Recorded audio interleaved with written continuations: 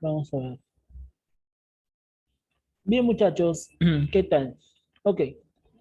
La semana pasada nosotros habíamos comentado justamente acerca de las rebeliones indígenas, ¿verdad? Pregunta, ¿cuál fue la principal causa que originó las rebeliones indígenas? ¿Se acuerdan? ¿Cuál fue la principal causa que originaron a las rebeliones indígenas? A ver, ¿alguien recuerda por aquí?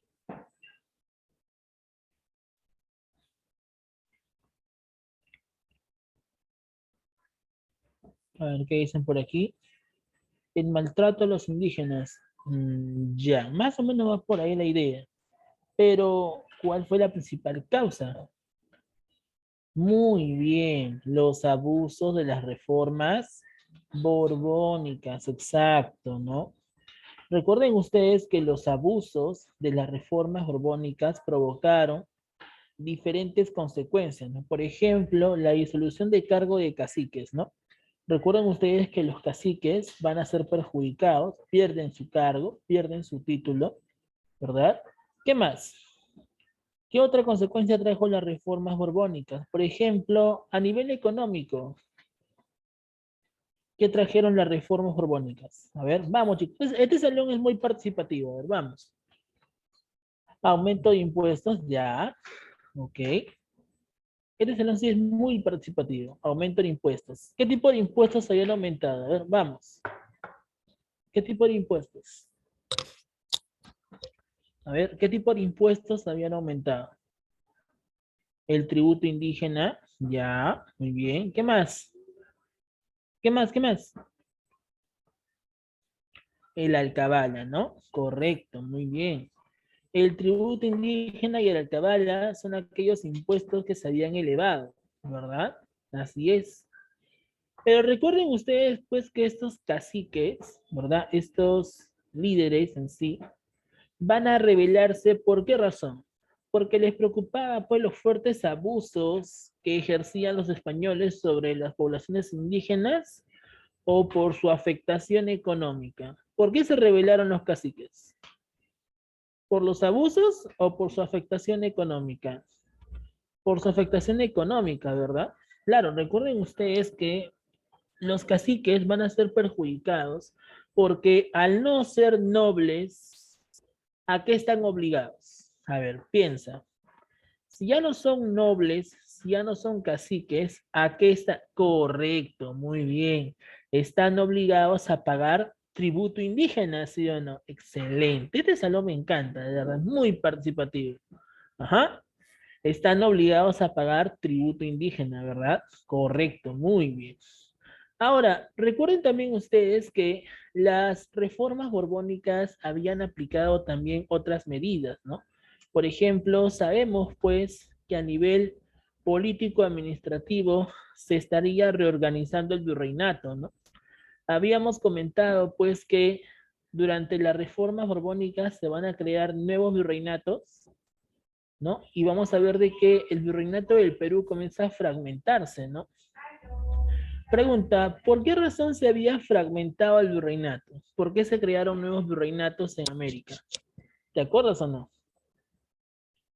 ¿Por qué razón? ¿Por qué se había reorganizado el virreinato? A ver, ¿quién me dice la respuesta? Vamos. ¿Por qué se reorganizó el virreinato? ¿Por qué se crearon estos nuevos virreinatos? A ver. Vamos chicos, este telón es muy participativo. Excelente, muy bien. Para tener un mayor control y evitar las rebeliones indígenas. Excelente, muy bien, correcto, ¿no? Justamente esa fue la razón por la cual se estarían creando los nuevos virreinatos, ¿no? ¿Y para qué se habían creado estas capitanías? ¿Te acuerdas? ¿Para qué se habían creado estas capitanías? Pueden usar el audio, ¿ah? No hay problema. Para evitar, claro, ¿no? Para protegerse de los asaltos de piratas y corsarios, ¿no? Muy bien, hasta ahí todo perfecto. Excelente, muy bien. Ajá.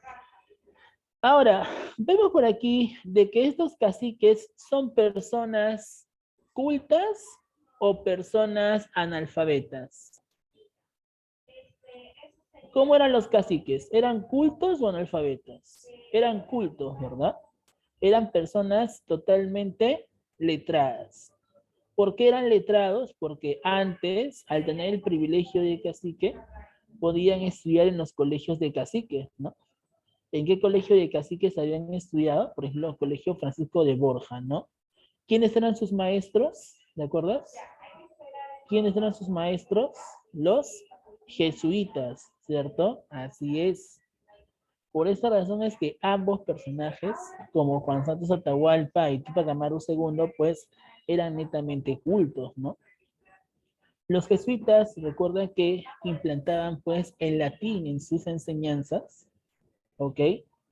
Utilizaban el latín, pero a pesar de que utilizaban el latín en sus enseñanzas, ambos caciques, eh, como quien dice, ¿no?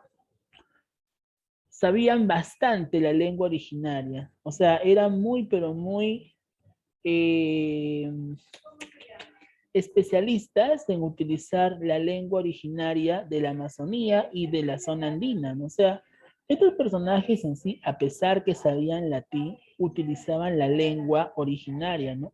Tupac Amaru II hablaba muy bien en quechua, mientras que Juan Santos Atahualpa se comunicaba con los pueblos amazónicos utilizando pues lenguas amazónicas. Entonces vemos que estos caciques en sí van a poder pues identificarse con las poblaciones gracias al dominio que tienen de esas lenguas, ¿cierto? Eso es lo que pasa. Muy bien. Ajá. Ahora, nosotros también habíamos comentado las semanas pasadas, pues, de que, ¿cuál fue la causa que provocó la rebelión de Juan Santos Atahualpa? ¿Por qué se rebeló Juan Santos Atahualpa, te acuerdas? ¿Por qué se rebela Juan Santos Atahualpa? ¿Cuál fue la causa? La explotación de los franciscanos a los pueblos indígenas, a los pueblos amazónicos, ¿cierto? Recuerda que los franciscanos explotaban duramente a los pueblos amazónicos en la mitad de la sal. Por esa razón es que Juan Santos Atahualpa estaría pues preparando un buen ejército con el propósito de ¿qué? Con el propósito justamente de detener estos abusos, ¿verdad? Recuerdo que el objetivo era regresar al antiguo imperio inca, ¿no? El objetivo de estas rebeliones era regresar al imperio inca, ¿no? Y justamente van a utilizar pues un mito mesiánico para identificarse justamente, ¿no? ¿Y qué mito utilizaron? El mito del Incarri, ¿no? ¿Qué significaba Incarri, te acuerdas? ¿Qué cosa era el Incarri? Claro, Incarri significa Inca Rey, ¿cierto? El retorno del Inca, al poder, ciudadano. Ajá, muy bien, excelente. ¿Durante qué siglos estarían dando estas rebeliones? Durante el siglo XVIII, ¿verdad? Ese siglo XVIII, ¿cómo era considerado? ¿Cómo era llamado el siglo XVIII? El siglo de las luces, ¿no? ¿Por qué era llamado siglo de las luces? ¿Te acuerdas? ¿Por qué era llamado siglo de las luces? Por la ilustración, ya. Pero ¿por qué la ilustración se caracteriza como siglo de las luces? ¿Por qué le decían siglo de las luces? Eso ya te he explicado, ¿ah? Vamos. A ver. ¿Quién me dice? ¿Quién me dice?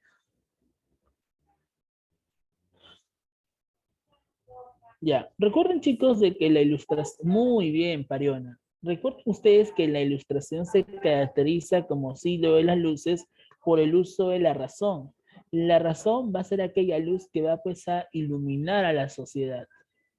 Y gracias a este uso de la razón, la gente podía llegar al progreso.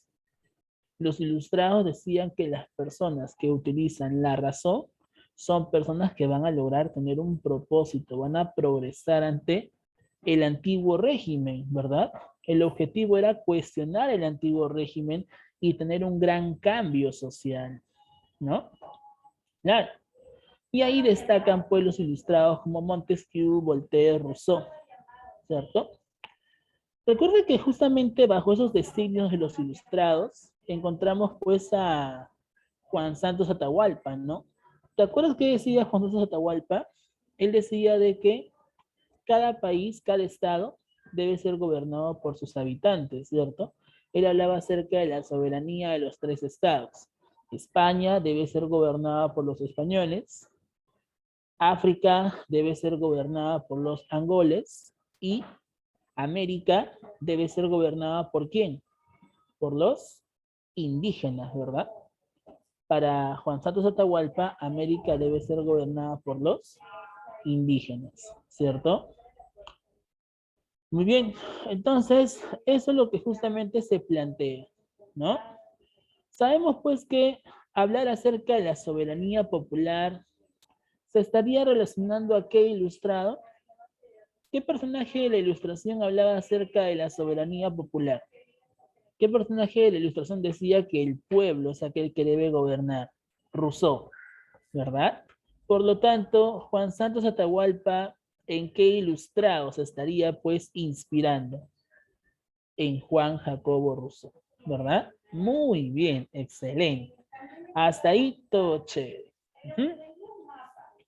Ahora, vamos a ver también de que la causa principal que originaron estas rebeliones indígenas fueron las reformas borbónicas. ¿Por qué? Porque fueron aquellas medidas que abusaron económica, políticamente sobre el territorio hispano. ¿Abusaron en qué sentido? En el aumento de impuestos. Hay una alta presión tributaria, por eso se caracteriza ser antifiscal. Se buscaba pues también tener un mayor control del virreinato, ¿verdad? Crearse nuevos virreinatos, las capitanías, ¿verdad? Una nueva reorganización. Esos justamente son los abusos que planteaban las reformas borbónicas, ¿no? A nivel interno era necesario pues regresar al antiguo imperio inca y además que gracias a la difusión de la ilustración poco a poco se estaría llegando justamente a un objetivo, ¿no? Eso es lo que habíamos planteado, ¿no? Algunos impuestos se reducen, como el caso del Quinto Real, ya que había una crisis a la mina de Potosí. La mina de Potosí, pues, ya no se explotaba tanta cantidad de plata como antes, y como ya no se explota tanta cantidad de plata como antes, se estaría explotando otras minas, ¿no? Como el caso de la mina de Cerro de Pasco, Hualgayoc, Huarochirí, donde los mitayos van a ser duramente explotados, ¿cierto? A nivel político administrativo, pues los caciques habían perdido su título, ¿verdad? Los criollos también justamente fueron afectados, ¿no? Por eso que cuando los caciques indígenas fracasan en su rebelión, los criollos lo que van a hacer es continuar con su rebelión, ¿no? Por eso que los criollos esperan que primero los indígenas se rebelen, ¿ya? O sea, que vaya la caballería, la infantería, y después ya ahí recién irían los criollos. Por eso que los criollos esperan hasta el siglo XIX para iniciar justamente sus conspiraciones, ¿no? A lo que después se va a llamar como las conspiraciones o rebeliones criollas, ¿no? Así es. Eso lo vamos a ver más adelante. Entonces, por todos estos abusos que provocaron las reformas borbónicas, se estarían dando las rebeliones indígenas y también las conspiraciones criollas. ¿Estamos? Muy bien. Sabemos que una consecuencia de la rebelión de Túpac Amaru II o la revolución de Túpac Amaru II fue pues la creación de las intendencias. Recuerden ustedes que los corregimientos, al no pues evitar las rebeliones indígenas, provocaron ¿qué cosa? Provocaron pues la destitución de estos por nuevos funcionarios, ¿no? Si los corregidores no han cumplido con su propósito, entonces es necesario que haya otros funcionarios que cumplan el mismo propósito. Los corregimientos son desplazados por las intendencias, ¿no? Una consecuencia política que trajo entonces la revolución de Túpac Amaru fue la disolución de los corregimientos o reemplazo de los corregimientos por las intendencias. Durante todo el virreinato, recuerda que se van a crear 8 intendencias. siendo las siguientes, ¿no? Trujillo, Tarma, Lima, Huancavelica, Huamanga, Cusco, Arequipa y Puno. Estas son las 8 intendencias que van a formarse justamente dentro del virreinato del Perú, ¿no? En la zona amazónica, ya en la Amazonía del Perú, se estaría pues conformando la Comandancia General de Maynas. Esta Comandancia General de Maynas tenía el propósito de evitar cualquier tipo de conspiración en la Amazonía, ¿no? Justamente Juan Santos Atahualpa va a enfrentarse contra los militares de la Comandancia General de Maynas. Y recuerda que Juan Santos Atahualpa, a pesar de todo, logra derrotar a grandes tropas. Recuerda que la rebelión de Juan Santos Atahualpa no fue derrotada, se mantiene firme, se mantiene persistente. No hay ninguna derrota que sufre Juan Santos Atahualpa, sino todo lo contrario, ¿no? Él resiste duramente las diferentes batallas. Lo único que le va a pasar a Juan Santos Atahualpa es de que él es asesinado en plena batalla. Y al ser asesinado a la cabeza, pues ahí recién su gente, sus soldados, terminan por rendirse. Esa justamente fue la importancia de la rebelión de Juan Santos Atahualpa, ¿no? O sea, él se mantuvo firme, se mantuvo persistente, pero al ser asesinado, ahí su batalla, como dicen, ahí su batallón, sus soldados terminaron siendo derrotados. Realmente son obligados a rendirse. Y luego de ser obligados a rendirse, muchos de ellos van a ser ejecutados también, ¿no? Eso es lo que nosotros habíamos comentado acerca de Juan Santos Atahualpa, ¿no? Habíamos dicho de que él se había pues influenciado, se había inspirado en ese mito mesiánico del Incarri, ya que él dijo ser un ancestro, ¿no? Ser pues un tataranieto del Inca Atahualpa. Y por haber demostrado que él era pues un descendiente del Inca Atahualpa, se va a llamar así, Juan Santos Atahualpa, ¿no? Su objetivo era pues acabar con el abuso que los franciscanos ejercían sobre los pueblos amazónicos. Pueblos amazónicos como los Campas, Ashánicas, Chipibos, Conibos, Huitotos. La zona por donde se estaría dirigiendo su batallón, como quien dice, por donde estaría pues dirigiendo sus grandes tropas, sería la zona del Gran Pajonal. Y esa zona del Gran Pajonal corresponde pues a la selva central, la Amazonía central. ¿Ya? Así es. Ahora, vamos a ver de que antes que se revelara pues Juan Santos Atahualpa, hubo algunos otros caciques anteriores que también se van a revelar, como el caso de los hermanos Fernando e Ignacio Torote, ¿no? Estos curacas trataron de derrotar a las misiones franciscanas para evitar que sigan explotando duramente a los pueblos amazónicos, pero vamos a ver que la fuerza realista terminó por aplastarlo, ¿no? Después de ello, vamos a ver de que Juan Santos Atahualpa termina rebelándose entre los años 1742 a 1752. Son cerca de 10 años que estaría durando su rebelión. ¿Ok? Ahora, vamos a ver que los virreyes que gobernaban durante el inicio justamente de la rebelión de Juan Santos Atahualpa serían el virrey José Antonio de Mendoza, alias el Marqués de Villa García, y Manso de Velasco, alias el Conde de Superunda. ¿Ok? Ambos son virreyes que van a gobernar el Perú durante su rebelión. Como te dije también entonces, recordar que la importancia de su rebelión fue que él resistió en batalla. Él no fue derrotado, sino todo lo contrario. Él se mantuvo firme, persistente en su rebelión. El único problema sería que al ser asesinado, obviamente muerto en la cabeza, ya no se podía continuar con la lucha.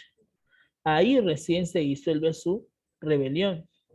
Pero antes de eso, la rebelión de Juan Santos Atahualpa fue la más persistente.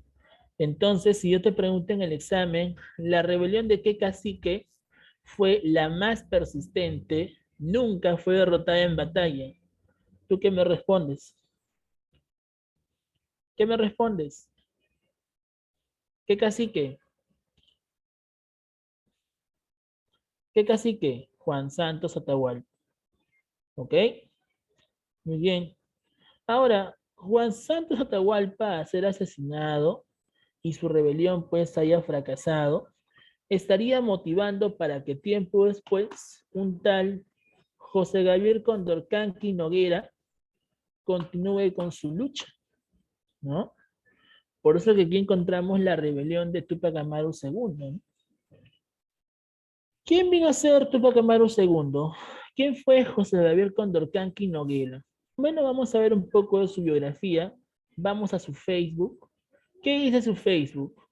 Según su Facebook, Túpac Amaru II, José Gabriel Condorcanqui, nació pues en el Cusco, en Tinta, en 1765, ¿no? Fue hijo de un notable cacique, ¿ok? Y por lo tanto, él hereda justamente este cargo, esta función. Y mientras él era muy joven, se educó en el colegio jesuita Francisco de Borja en el Cusco. Y gracias a estas enseñanzas de sus maestros jesuitas, pues él se estaría convirtiendo en un gran ilustre personaje. Era bastante culto, ¿verdad? Por supuesto. Pero, ¿qué es lo que pasa? ¿Por qué razón José Gabriel Condorcanqui se revela? Porque, ojo, ¿ah?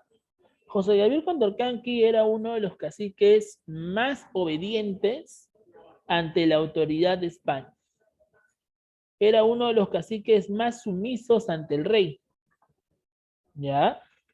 Pero ¿por qué razón después se revela si era tan sumiso ante el rey? Es que aquí justamente vemos los intereses de por medio. ¿Cuál fue la verdadera razón por la cual José Gabriel Condorcanqui Noguera se revela? No necesariamente fue por la dura explotación que sufrían los pueblos, ¿no?, indígenas durante el virreinato, sino que al disolverse su cargo, ¿ya?, de cacique, él pierde muchos privilegios. Privilegios, por ejemplo, como pagar tributo indígena.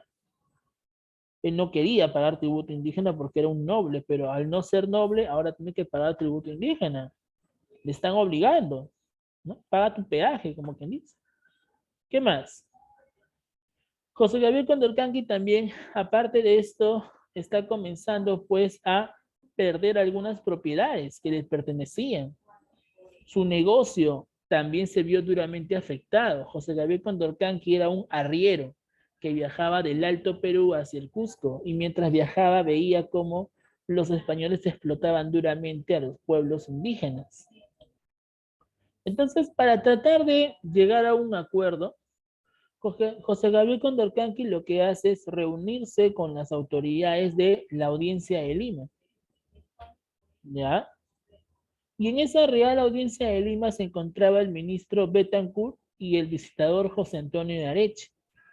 José Gabriel Condorcanqui entonces viaja del Cusco a Lima en el año 1777 junto a su esposa Micaela Bastidas, una ilustre personaje en la historia también, que va a ser pues una pieza clave para poder difundir esa rebelión de José Gabriel Condorcanqui, ¿ya? Cuando se presenta José Gabriel Condorcanqui ante la Real Audiencia de Lima exigiendo que le devuelvan su cargo, le devuelvan su título, ¿ya? El ministro Betancourt le dijo, mira, compadre, las reformas borbónicas son muy claras. Y si tu cargo ya no existe, pues piña, pues apechuga nada más. Ya fue, como quien dice. Ya no eres noble. Y como ya no eres noble, caballero, pues tienes que pagar impuestos. El visitador Areche dijo lo mismo, ¿no? Si es voluntad del rey, nosotros tenemos que aceptar la voluntad del rey. Entonces José Gabriel Condorcanqui dijo, bueno, ¿están seguros de lo que dicen? Sí, por supuesto. son órdenes del rey. ¿Están seguros? Sí. Ok. José Gabriel Condorcanqui dijo, bueno, si no quieren por las buenas, querrán por las malas. Es en ese momento donde José Gabriel Condorcanqui decide buscar gente, porque si tú te quieres rebelar en contra de alguien, tienes que buscar gente, pues, ¿no? Ni modo que vas a hacer una huelga tú solito, pues, ¿no? Nadie te va a hacer caso. Para que puedas hacer una huelga, una protesta, lo primero que necesitas es gente, ¿no? Así es. Por esa razón es de que José Gabriel Condorcanqui, pues, buscaba una forma de motivar a la gente, ¿no? Pero sabía que la gente andina, la gente pues campesina, era bastante supersticiosa. ¿Qué significa supersticiosa?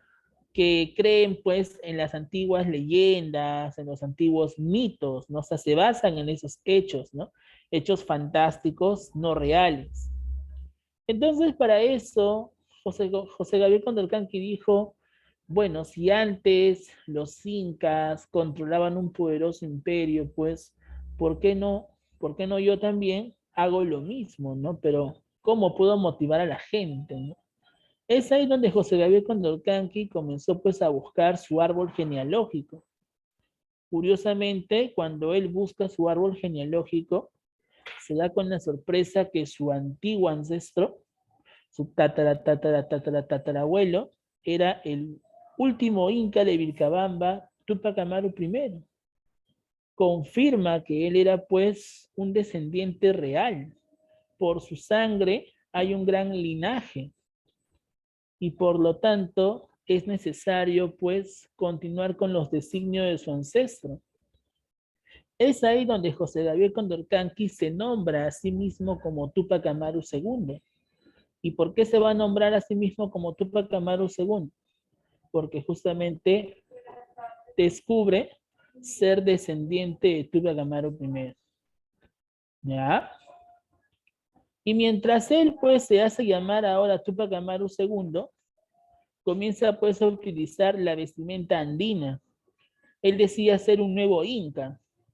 Y como decía ser un nuevo inca, justamente utiliza la vestimenta común, ¿no? Por ejemplo, aquí podemos apreciar cómo José Gabriel Condorcanqui utiliza pues un cetro de los incas y un collar del Inti, un collar del sol, para justamente demostrarle a la gente que él era pues aquel inca que venía a ponerle fin justamente a esa situación colonial.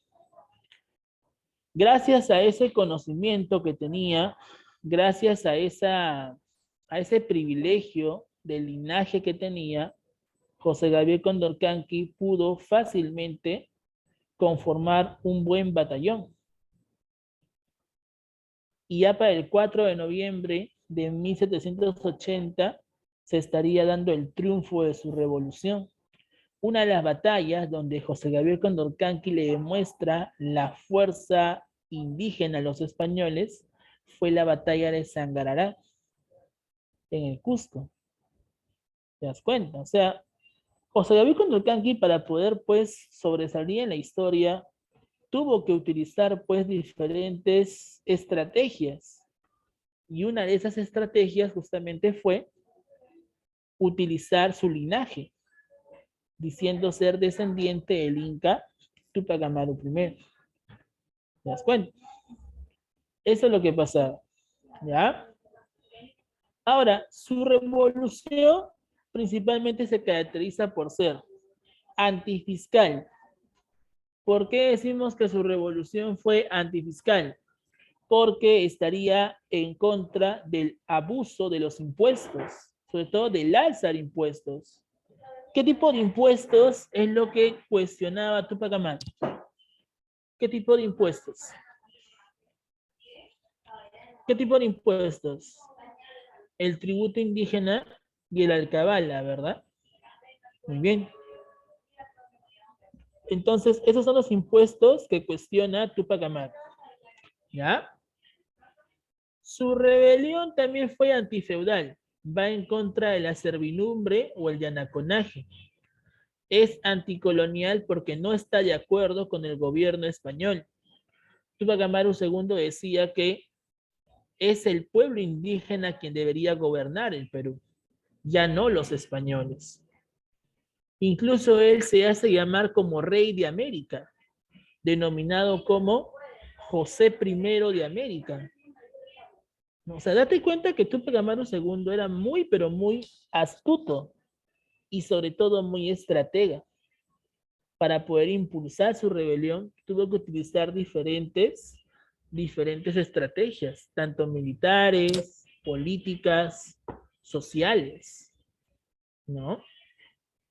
Entonces, en eso se caracteriza la rebelión de José Gabriel Condorcanqui, alias Túpac Amaru II, ¿ok? Lo que él propone es de que debería, pues, en este caso, tener una audiencia en Cusco, porque José Gabriel Condorcanqui se quejaba de que en el Cusco la gente, pues, hacía lo que le daba la gana, ¿no?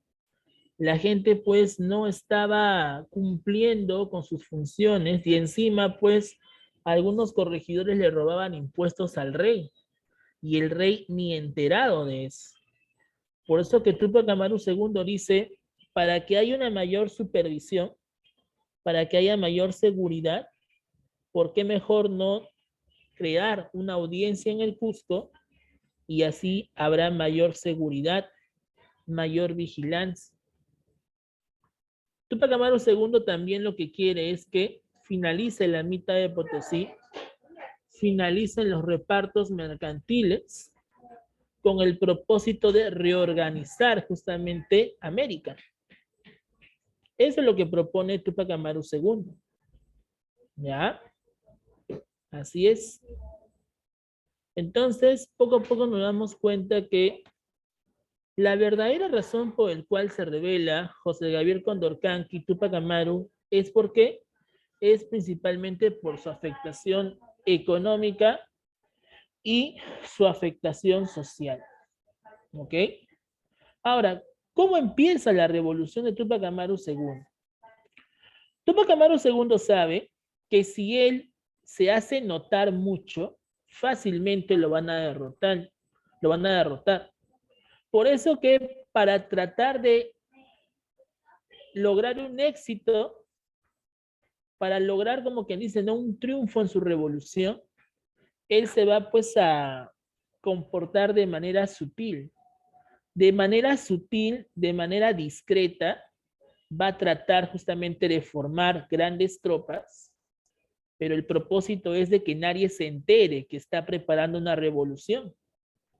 Como dice el dicho, las cosas que uno quiere que salga bien se hacen en secreto. ¿Has escuchado ese dicho? Todo lo que tú quieras que salga bien siempre se hace en secreto. Y eso es lo que hizo justamente él. Él va a comenzar pues a manejar de forma secreta su revolución. Pero para evitar sospechas, continuaba siendo súbdito del rey. Es más, justamente pues en el Cusco se celebraba el cumpleaños del rey de España, Carlos III. Y la tradición es que cada funcionario le haga pues una fiesta en honor al rey. Claro que el rey no va a venir pues al Perú, pero por lo menos el virrey va a ser el representante y cada corregidor va a estar presente en diferentes fiestas. Justo para ese momento el corregidor José Antonio de Arriaga se presenta y José Gabriel Condorcanqui lo invita, le dice: señor, pues darle la bienvenida a su merced, ya que hoy celebramos un onomástico más de nuestro rey. El corregidor le dice: oye, pero tú no estás obligado a celebrar el cumpleaños del rey, ya tú ya no eres cacique, ya. No, señor, usted me cree capaz de olvidarme de ese gran compromiso que tengo con mi rey. Por favor, señor, usted me está ofendiendo, le dice. Así sea o no sea funcionario, yo le soy leal al rey de España.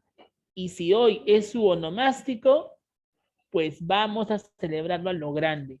Que acá la gente está de acuerdo, ¿sí o no? Sí, por supuesto. Arriba el rey, en nombre del rey vamos a hacer una gran celebración. El corregidor entonces, como quien dice, no se da cuenta. No se da cuenta que todo está armado. Todo está armado. Entonces, Tupac Amaru II trata de convencer al corregidor Antonio Arriaga para que se quede justamente con ellos y así lograr su propósito. Lo que quiere Tupac Amaru II es secuestrar al corregidor. ¿Para qué? Para tenerlo como rehén y además, pues así demostrarle al virrey de que lo que él propuso va en serio. Por eso que Tupac Amaru II trata de, como quien dice, ¿no? Manejar la situación de forma discreta, que nadie se dé cuenta. Y cuando llegue el momento, ¡suá! ¿Te das cuenta? O sea, esa es la situación, ¿no? Por eso que Tupac Amaru lo que hace es invitar al corregidor, ¿para qué? Para que se sienta cómodo, para que el corregidor no se dé cuenta, no sospeche, ¿no? Algo parecido a lo que hacía Hamlet, ¿no? Para vengarse de su tío Claudio, ¿no? ¿Te das cuenta? Entonces, vamos a ver por aquí de que José Gabriel Condorcanqui, ¿no? Invita al corregidor a la fiesta en honor al rey de España. Y una vez pues que la fiesta ha durado prácticamente unas cuantas horas, ¿ya? El corregidor pues se tiene que retirar a sus aposentos. Y Tupac Amaru le dice, pero señor, por favor, si usted decide regresar a sus aposentos, ¿por qué yo no llevarlo en mi carruaje? Estoy a su plena disposición, le dice. No, no te molestes, le dice. Yo tengo mi carruaje personal. Por favor, señor, me ofende. Pase usted, por favor. Traiga mi carruaje. Traen el carruaje de Tupac Amaru II y el corregidor pues sube, ¿no? Sube ante el carruaje y Tupac Amaru II pues está junto con el corregidor y en el camino pues están conversando, se están poniendo de acuerdo, ¿no? Cómo poder pues continuar con estos designios del rey. Pero lo que no sabe el corregidor es de que ya cayó en la trampa, ha caído redondito. Por eso, cuidado, cuidado con esas personas. A veces mucha voluntad como que va más allá, ¿no? Por eso siempre hay que ser exactos, ¿no? Así es. Mientras están en medio del camino, el carruaje, en lugar de ir pues hacia el Cusco, se va pues a la deriva, o sea, en lugar de continuar la línea normal, se pasa por una tangente. Y el corregidor como que se da cuenta, ¿no? Que ya no es el mismo camino donde él recorría, y le dice, oye, ¿a dónde me estás llevando? Le dice, no, no, señor, no se preocupe, es para cortar camino. Como que el corregidor ya no está tan tranquilo que digamos, ¿no? Y en medio del camino el carruaje se para y Tupac Amaru le dice, señor corregidor, en nombre del pueblo del Cusco, en nombre de los abusos ejercidos por la corona, queda arrestado. Y cuando abre la puerta del carruaje, encuentra a toda la gente que se había escondido con sus armas, trinches, machetes. Querían linchar al corregidor. Tupac Amaru II agarra y le dice, acá está el hombre que ha abusado de ustedes físicamente y tributariamente. Tomen, aquí tienen al hombre, hagan ustedes lo que su voluntad desee. Y la gente lo agarró, lo golpearon, lo patearon, lo cachetearon, le escupieron. Prácticamente al hombre le hicieron de todo. ¿Ya? Lo torturan al hombre. ¿Por qué? Por ser abusivo. Luego de la tortura popular, luego del linchamiento, ¿ya? Tupac Amaru II lo toma como prisionero y al día siguiente lo someten a juicio. Y lo que el pueblo decida se tomará como acción. Entonces, al día siguiente, Tupac Amaru II como juez, porque justamente él va pues a tomar la última palabra, la última decisión, dice, ¿qué hacemos con este hombre? ¿Lo dejamos libre o lo matamos? ¿Qué crees que va a decir la gente? ¿Qué crees que dijo la gente? ¿Que lo dejen libre o que lo maten? Obviamente la gente dijo, crucifícalo, mátalo, ese desgraciado.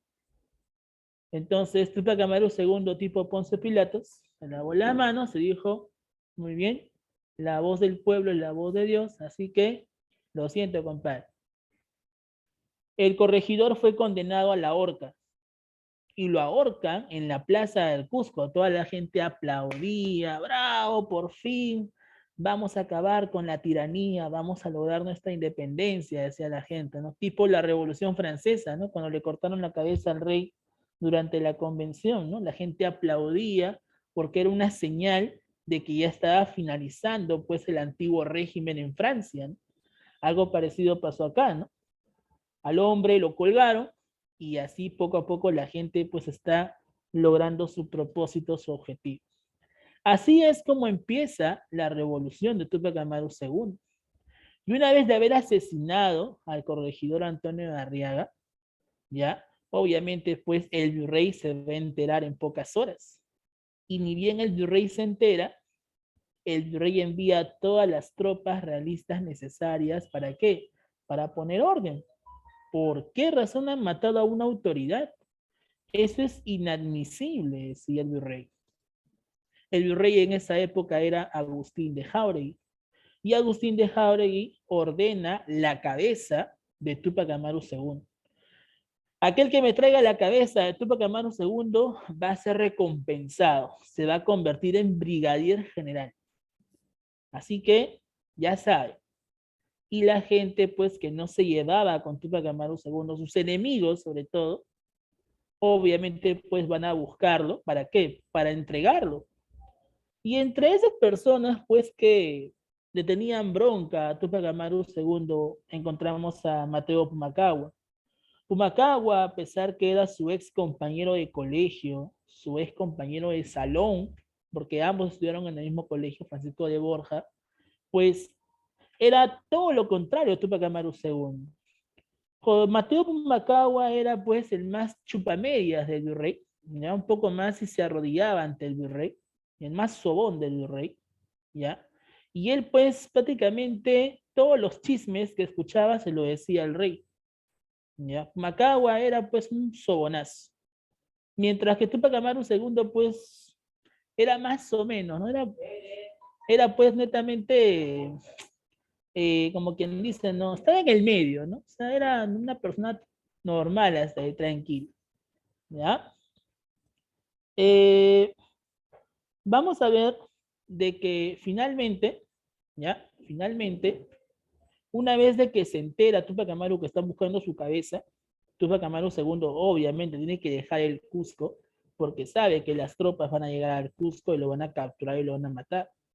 Entonces es necesario salir del Cusco, porque el Cusco está comenzando a ser amurallado por las tropas realistas. Así que Túpac Amaru II entonces del Cusco decide partir hacia el altiplano, hacia Puno. Y en Puno estaría pues buscando el apoyo de algunos caciques del altiplano, como el caso pues de Túpac Katari, Julián Vilca Apaza y su sobrino Diego Cristóbal Túpac Amaru. Ambos caciques dijeron, ya, está bien, ven para acá, acá te apoyamos. Y Túpac Amaru II se refugia en el altiplano. ¿Por qué Túpac Amaru II no toma el Cusco completamente? Porque el Cusco está comenzando a ser amurallado, pues. ¿No ves que ya se enteraron de la muerte del corregidor? Obviamente, pues su cabeza está en peligro. Por eso que él no se queda en el Cusco. Por eso que él decide viajar a Puno, al altiplano, para así refugiarse. ¿Te das cuenta?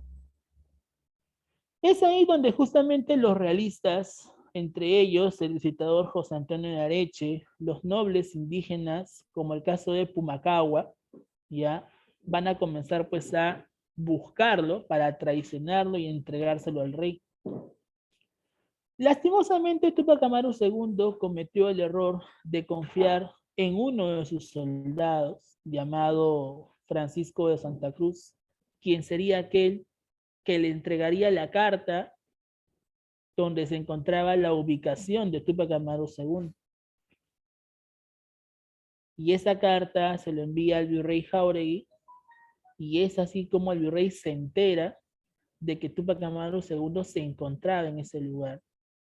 A pesar que Tupac Amaru II, un 4 de noviembre de 1780, había logrado una victoria en Sangarará, Cusco, ¿ya? A pesar de eso, vamos a ver que en la batalla de Checacupe y Combapata, Tupac Amaru II es traicionado.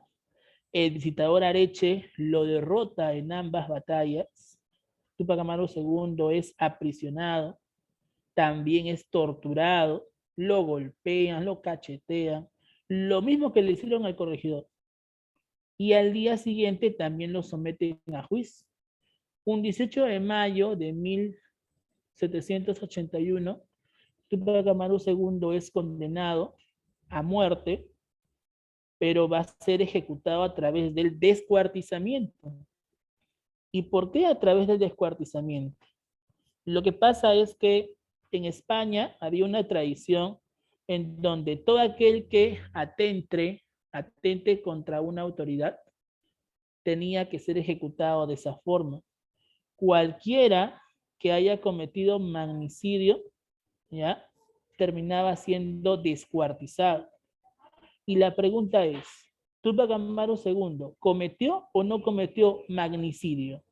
Habla. ¿Sí o no? Claro, claro que sí ha cometido magnicidio. ¿A qué autoridad ha asesinado Tupac Amaru? Al corregidor, ¿verdad?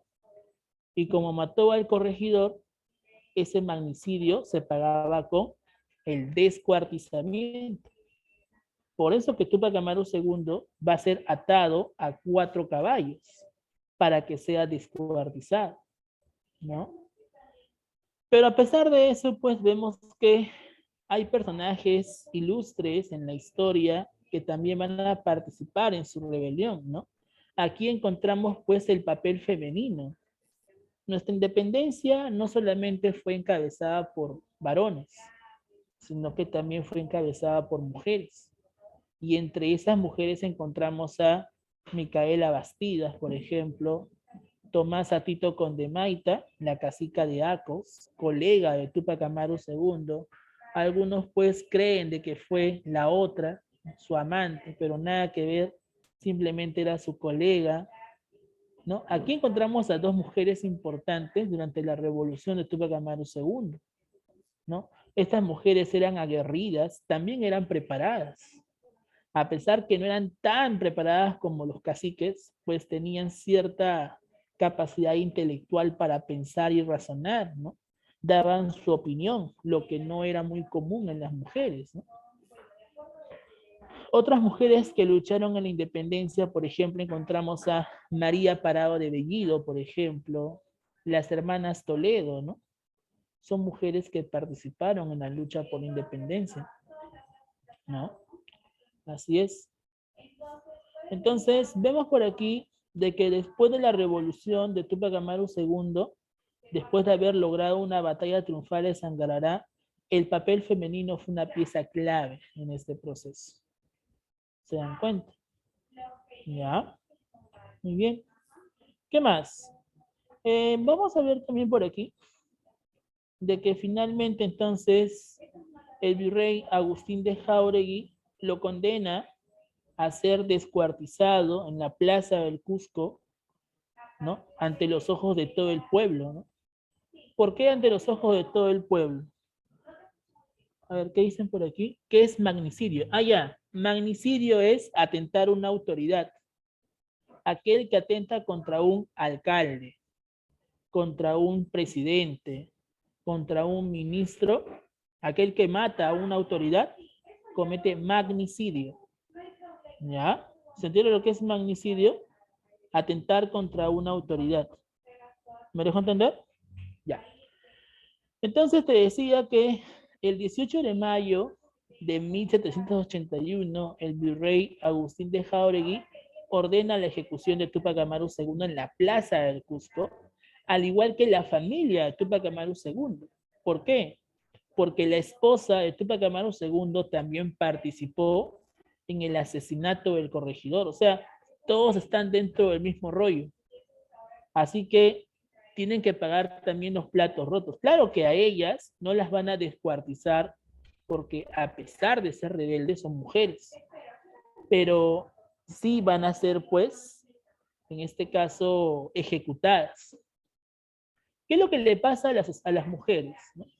Por ejemplo, en caso de Micaela Bastidas y Tomasa Tito Condemaita, van a ser torturadas. Los verdugos las van a golpear, las van a patear en el vientre hasta hacerlas sangrar, y luego de haberlas torturado, las van a colgar.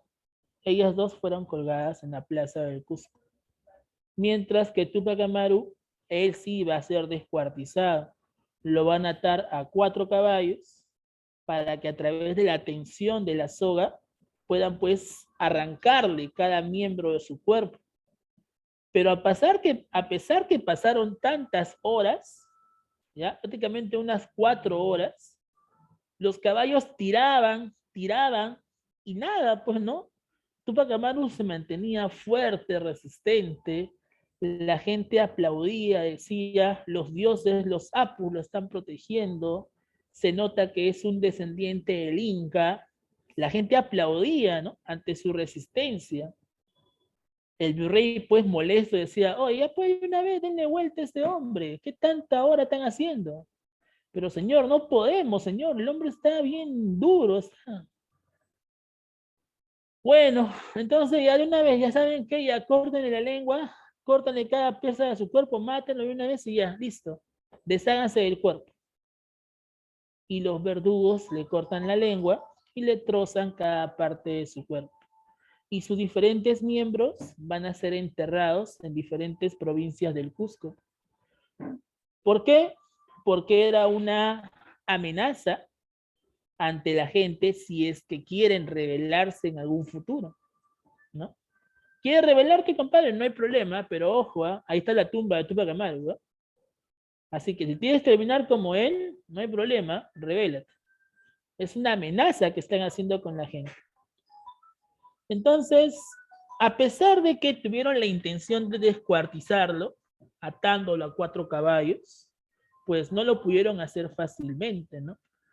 Por eso que hay un poeta llamado, pues, Alejandro Romualdo, que compone un poema, ¿no? En honor a la ejecución de Tupac Amaru, llamado Canto Coral, que decía, a Tupac Amaru podrán volarlo, pero no podrán volarlo. Querrán descuartizarlo, pero no podrán descuartizarlo. Querrán matarlo, pero no podrán matarlo. ¿Has escuchado ese poema o no? Que hace Alejandro Romualdo en Canto Coral. ¿En literatura han visto ese poema? ¿O todavía no llegan a ese tema? Chicos, ¿en literatura han visto ese tema? ¿Todavía? ¿No han visto la generación del 50? Ya bueno. Cuando vean la generación del 50, ahí te van a hablar acerca de ese poema, acerca de la ejecución de Tupac Amaru II. ¿Ya? Entonces, vemos pues que esta ejecución fue tan importante, por así decir, fue bastante sangrienta, porque ver una persona pues que está siendo ejecutada ante los ojos de todos, pues es bastante, ¿no? Más o menos se parece pues a la película Halloween Kills, ¿no? Donde toda la gente pues le da duro a Michael Myers, ¿no? Bueno, en fin. Entonces, vemos pues de que esta ejecución se hace presente ante los ojos de todos, ¿para qué? Para que la gente sepa que no se pueden meter con ninguna autoridad, que fácilmente no pueden atentar contra España. Y si se atentaban contra España, pues les esperaba la muerte. ¿Se dan cuenta? Ahora, una vez al ser ejecutado Tupac Amaru, su esposa Micaela Bastidas, Tomás Rito Condemaita, su colega, los hijos también de Tupac Amaru van a ser ejecutados. Ellos sí van a ser pues descuartizados. El único hijo que escapa ante esta sanguinaria ejecución fue Hipólito Condorcanqui Bastidas. Él se refugia en la ciudad de Lima y se va a convertir pues ante la orden de los dominicos, ¿no? Pero vamos a ver que a pesar que los españoles, pues las autoridades, amenazaron a todos aquellos que intenten rebelarse, les pasaría lo mismo que Tupac Amaru, todavía continuaba la lucha de Tupac Amaru. La revolución de Tupac Amaru II no ha terminado. Todavía hay mucho pan para rebanar. Su otro colega que había conocido pues en Puno, llamado Julián Vilca Apaza, alias Tupac Katari, ¿ya? Sería aquel que va a continuar la lucha de Tupac Amaru en el altiplano. Tupac Katari se estaría uniendo con su hermano Pedro Vilca Apaza y el sobrino de Tupac Amaru, Diego Cristóbal Tupac Amaru. Los tres van a formar la resistencia en el altiplano. Ellos van a continuar con la revolución Tupac Amarista. ¿Ya? Pero ¿cuál es el problema? El problema es de que los aymaras tardemente se dan cuenta que sí, hubieran apoyado a Tupac Amaru, quizás hubieran logrado un triunfo y ya no iban a ser explotados como lo siguen haciendo. Los pueblos aymaras, las etnias aymaras, se dan cuenta muy tarde de que su participación hubiera sido una pieza clara. Es que ese es el problema, pues el cobarde, ¿no? El cobarde se orina de miedo, pero cuando ve pues que ha habido un fruto, recién se motiva para continuar con el... Ese es el problema de los cobardes, ¿te das cuenta? Entonces vemos que si los pueblos aymara hubieran apoyado a la rebelión de Tupac Amaru, pues la cosa hubiera cambiado. ¿Se dan cuenta? Eso es lo que pasó. Vemos entonces que Tupac Katari, Diego Cristóbal Tupac Amaru, ¿ya? Y Pedro Vilca Apaza se van a rebelar en el Alto Perú, en el altiplano. ¿Ok? Pero vamos a ver de que a pesar de las fuerzas militares, ellos derrotan a una parte del ejército de Mateo Pumacahua. ¿Ya? Y una vez que derrotan una parte al ejército de Pumacahua, se estaría firmando un acta de paz, denominado como la paz de Sicuani, en Bolivia. ¿Ya? Pero esta paz de Sicuani decía, nosotros ya no los vamos a perseguir, pero lo que queremos a cambio es que se rindan. Ríndanse y así no van a ser ejecutados. Pero Tupac Katari dijo, no, yo voy a continuar por la lucha. Yo voy a continuar por Tupac Amaru II. Entonces, como continuaba con la lucha, finalmente van a ser ejecutados de la misma forma que Tupac Amaru. Ambos van a ser descuartizados. ¿En dónde? En la Plaza de Armas de La Paz, en Bolivia. Y vemos pues que finalmente, al derrotarse la rebelión de Tupac Katari y Diego Cristóbal Tupac Amaru en la zona del altiplano, ¿no? Vemos que finalmente pues los españoles han logrado derrotar y aplastar las rebeliones indígenas. Y al haber aplastado y al haber derrotado esas rebeliones indígenas, estaríamos viendo ahora las consecuencias que trajeron estas rebeliones indígenas. ¿Cuáles son las consecuencias que trajeron las rebeliones indígenas? Primero es que las intendencias, como te dije en la introducción del tema, las intendencias son aquellas instituciones que van a crearse en reemplazo de los corregimientos. Como los corregimientos ya no controlan la seguridad interna de los indígenas porque han fracasado al darse las rebeliones, las intendencias ahora tienen el propósito de controlar con mayor fuerza a las poblaciones indígenas. Esa es la situación. Otra consecuencia que se da es que se crea lo que Tupac Amaru II quería, la Real Audiencia del Cusco. Tupac Amaru II quería, antes de morir, que haya una real audiencia en el Cusco para monitorear qué estaba pasando fiscalmente dentro del Cusco. ¿Lo consiguió? Sí, lo consiguió. Después de su muerte, recién se estaría creando la Real Audiencia del Cusco. ¿Para qué? Para controlar con más fuerza a esa población. El virrey ordena a que toda la gente del Cusco hable español. Y si ven a una persona hablando quechua, lo torturaban. Lo condenaban de hereje. ¿Por qué? Porque ahora hablar en quechua está prohibido. Porque hablar en quechua es ocultarse los mensajes para que los españoles no se den cuenta que están preparando una revolución. Por eso que se prohíbe hablar en quechua. Escuchan a una persona ahí hablando quechua y finalmente la torturan hasta que cambie de parecer. Se eliminan los repartos mercantiles, las mercancías que los españoles habían tenido pues durante la época de la conquista. Se prohíbe la lectura de los comentarios reales. ¿Te acuerdas tú de qué trataba los comentarios reales? ¿De qué trataba los comentarios reales? Hablaba acerca del origen legendario de los incas, ¿verdad? Hablaba parte de la historia de los incas, ¿no? Y parte de las guerras civiles, ya. Ese libro, los comentarios reales del Inca Garcilaso de la Vega, se prohíbe. Van a ser pasadas al índex. ¿Se acuerdan ustedes qué cosa eran el índex? En Historia Universal, ustedes han visto lo que es el índex. Cuando han visto el tema de la contrarreforma religiosa, ¿han visto el índex? ¿Han visto contrarreforma religiosa? Se supone, ¿eh? Ahorita, ustedes deben estar en qué tema. A ver, Revolución Francesa deben estar ustedes ya.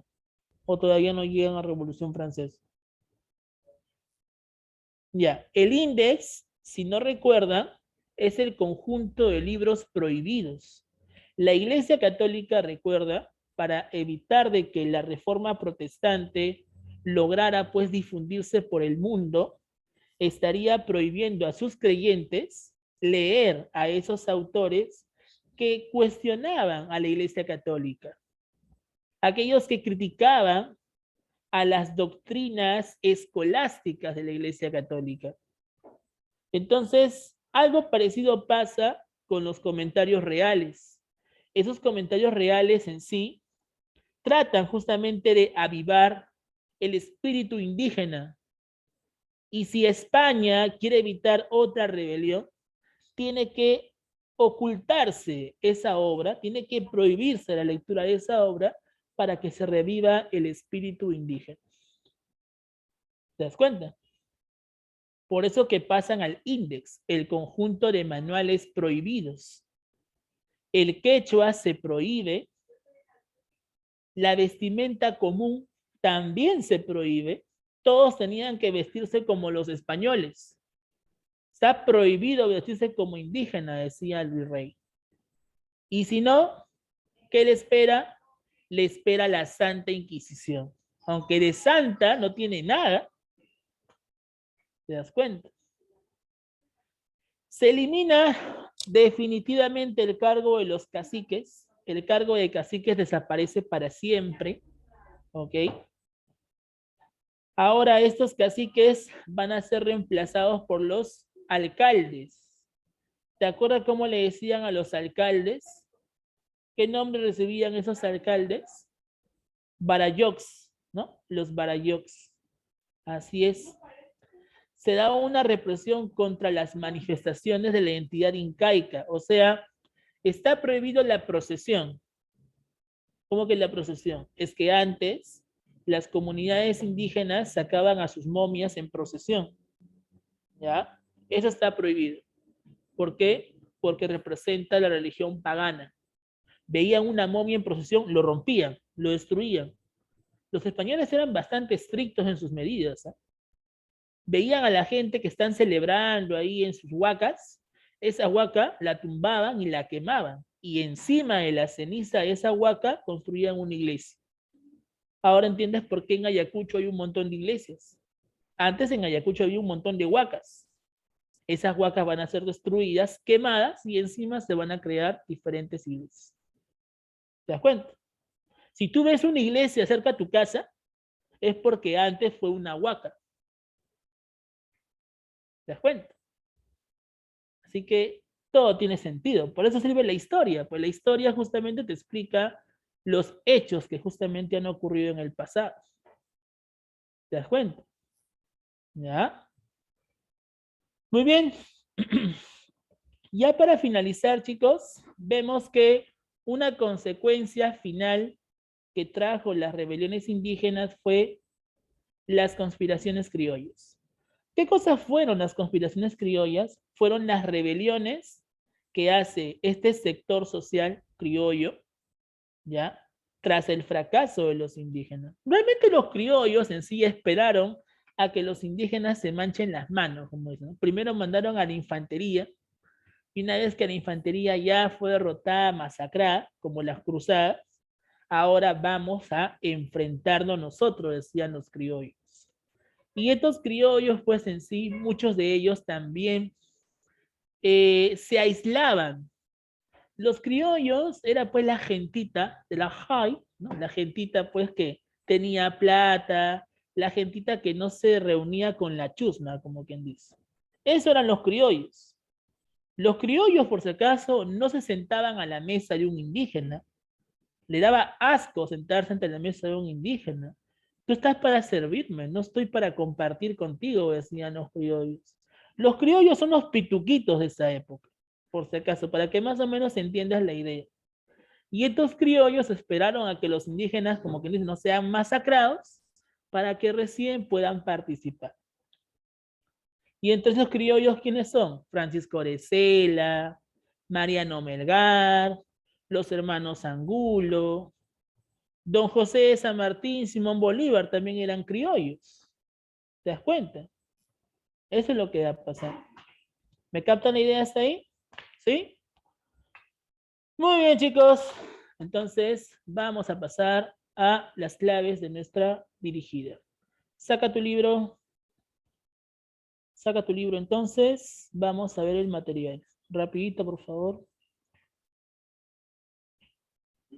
¿Dónde está el libro? Aquí está. Ya, dirigida número 21, ¿ya? A ver, vamos a ver.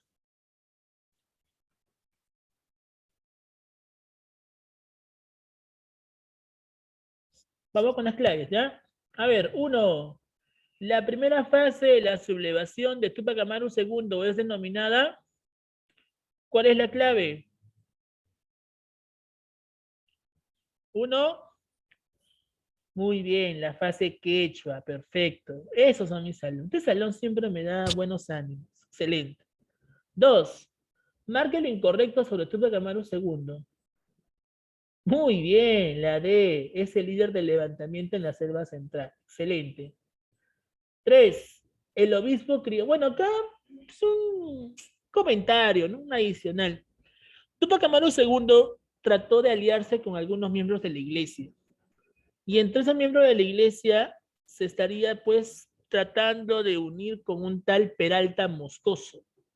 Peralta Moscoso fue un obispo que quería ser parte de la revolución de Tupac Amaru II, pero cuando las tropas realistas cercaron todo el Cusco, este obispo prácticamente pues se arrepiente. En lugar de ir al Cusco para apoyar a Tupac Amaru II, regresa a Lima, se arrepiente, porque sabe que lo van a matar. Entonces, como Peralta Moscoso no cumple su objetivo, ¿cuál sería la clave? La letra E, ¿no? Peralta Moscoso, ¿ya? Peralta Moscoso. Muy bien. 4. El primer hecho importante que da inicio a la sublevación de Tupac Amaru II es excelente, muy bien. El apresamiento y posterior ejecución del corregidor, ¿no? Muy bien, excelente. 5. Causas de la rebelión de Tupac Amaru II. Marca lo incorrecto. ¿Cuál de estos no corresponde a la rebelión de Tupac Amaru II? ¿Cuál es la clave? Vamos, chicos, para irnos a almorzar. A ver, la 1 dice salarios bajos, reparto de tierras, sí es una causa.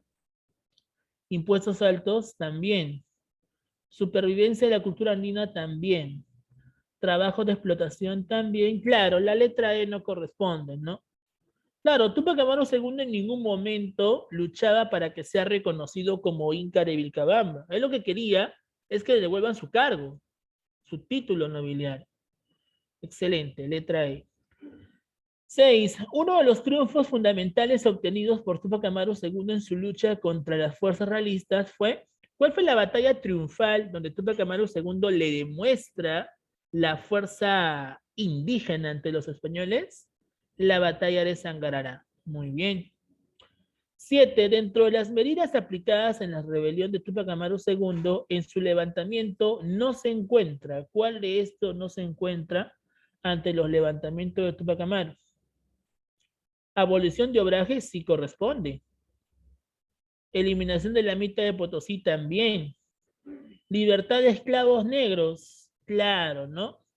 En ningún momento hemos mencionado de que Túpac Amaru II buscaba la libertad de los esclavos negros, ¿no? Claro, los esclavos negros, ¿cuándo van a ser liberados? Van a ser liberados, pues, a partir del año 1854, o sea, durante el gobierno de Ramón Castilla, ¿no? O sea, hasta ese momento recién, ¿no? Van a ser liberados, ¿no?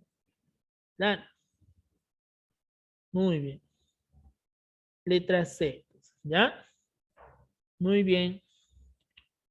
Ya para terminar, la 8. ¿Qué clave marcaste? Dice, para darle una lección al pueblo, el de no rebelarse ante una explotación y el abuso, ¿qué medidas tomaron los españoles contra Túpac Amaru y su familia? Claro, fueron descuartizados, ahorcados y asesinados, ¿no? 9. ¿Cuál de las siguientes alternativas no constituyen una causa para el fracaso de la sublevación de Túpac Amaru II? ¿Cuál sería la clave? Dice, no constituye una causa. O sea, ¿cuál de estas no es una causa de la rebelión de Túpac Amaru? Vamos.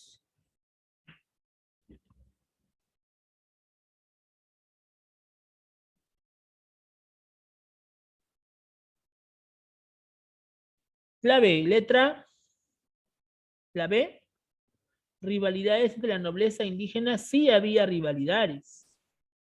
Rivalidades étnicas, por supuesto. Quechuas y los aymaras, nada que ver, ¿sí o no? Estaban desunidos. Fallas tácticas y estratégicas también.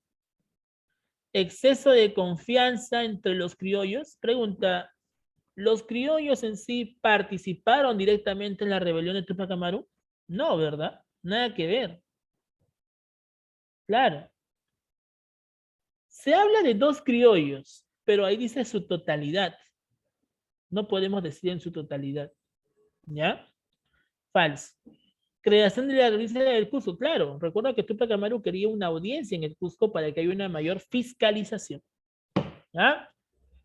Y la última para irnos dice, bueno, para irme yo. Tras la derrota de la muerte, dice, tras la derrota y muerte de Túpac Amaru II, ¿quién reactiva la lucha contra los españoles en el Perú? Túpac Katari, ¿no? Túpac Katari, muy bien, excelente. Muy bien, chicos. Entonces ya, para que te vayas a almorzar y desarrollar tu temático también, las preguntas de la domiciliaria son, marca ahí, la 1, la 2 y la 3, ¿ya? 1, 2 y 3 son las tres preguntas de la domiciliaria. Por favor, chicos, recuerden que esta domiciliaria es obligatoria para todos. ¿Ya? Listo. Entonces, vayan al temático, chicos, desarrollen el temático y nos vamos a almorzar y nos estamos viendo la próxima semana. ¿Sí? ¿Alguna pregunta aquí? ¿Alguna pregunta, alguna duda? ¿Todo claro? La otra mujer que apoyaba a Túpac Amaru, Tomasa Tito Condemait, ¿ya? No es su trampa, no es su colega, nada más, ¿ya? Está mal pensado, ¿ya? Si él respetaba a su esposa, por favor, ¿ya? Tomasa Tito Condemait. Muy bien, ¿alguna otra pregunta? ¿Alguna otra pregunta? ¿Todo claro? ¿Sí? Ya, chicos, listo. Entonces, nos vemos la próxima semana. Nos vemos, mis, hasta la próxima semana, nos vemos. Listo, mis. Hasta la próxima semana. Chao, chicos. Cuídense. Hagan su tarea. Chao, chicos. Chao, chao.